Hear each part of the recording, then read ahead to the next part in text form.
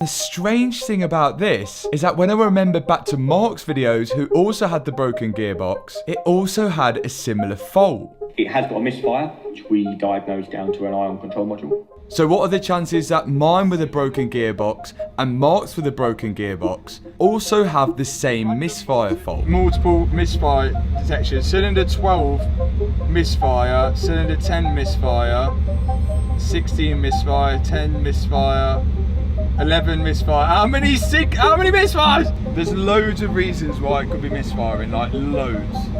Like, could need a service, could have bad spark plugs, could have bad coils, could be a problem with the ECU. What do you think it is, Kev? Can you help in any way, shape or form? At the minute, no. Because even though we're getting somewhere with the misfire, we still have no idea why it won't go into gear. We're meant to hear a transmission pump. And do you know in Alex's, can you remember when we opened the door?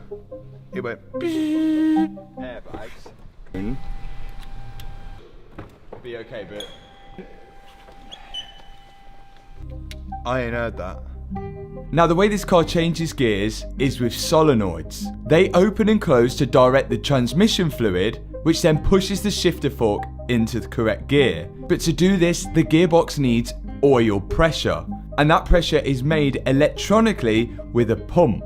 And like the SVJ, the pump should prime before you even start the car to make sure you've got that gearbox pressure instantly. Hear any pump?